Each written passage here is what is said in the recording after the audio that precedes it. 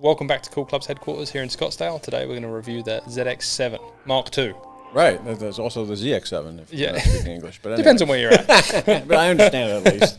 Yeah, this is a really clean-looking golf club. They've done really well with this thing. 6 years now of 6 years now. Great stuff. Right? And they did what most companies fail to do sometimes is they didn't mess it up when they redid it. So. Yep. Standout for us is the sole design. I think as a fitter, that's one thing that really pops in all of the models that they do. Yeah, just a little different. I mean, obviously it's a traditional forged cavity back club, but on the bottom here they have this little ridge, which some other companies are actually starting to use this as well. Basically what this is just a little relief on the front edge, so it just helps them stop digging. So the bounce angle on this is probably pretty high. It's probably 15, 20 degrees or so, but it's very short. Yeah. So basically it's just turf and direction. And that's what I say. I might see a couple of irons doing a similar thing in terms of numbers. Right. Put someone on the grass, that one goes through clean and the others might dig in unless they've got a very similar sole design. Well, they did another thing too that's kind of stand out too. If you notice there's like a little notch on the back of the hosel here. So they kind of cut this piece out and also here. So the only part that's hitting the ground is actually between the grooves. Yeah. Which is interesting as well. So it helps relief on the toe and the heel as Yeah, well. real quick out the ground. It's a little more pronounced this year than it has been in the last couple of years. Right?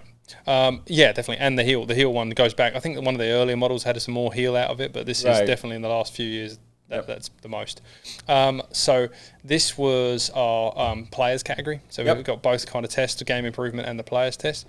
Right. We take a look at those numbers and we're seeing some really good tight grouping results, as you'd expect from like a forged cavity. Right. We're getting great stopping power because the loft's in a reasonable spot. To my knowledge, there's no tech in the head really outside of No, it's a forged cavity back. It's a standard forged back. It's one of the more forgiving ones out there, though. It's a relatively large cavity in it. Yeah, and they slugged that weight in the center this year. That's a big difference. You've got that like kind of bat wing look in the middle there. I think that puts a bit more mass behind the middle. And then we're getting great spin launch numbers. So this is really gearing it towards a better player. Right. Landing it steep. Yeah, we definitely say single digit for this, especially going to play the whole set. Yep. And you can see that although both tests are great, the tour test on this model, for instance, is way, way tighter grouping. Oh, yeah, absolutely. So again, if you're a better striker of the ball, maybe if you're a little steep, you want some stopping power, you don't care about distance, this is just like checking boxes all over. Yeah, we've given these to a lot of tour players that, mini tour guys that we've had come in and stuff, and they all love them.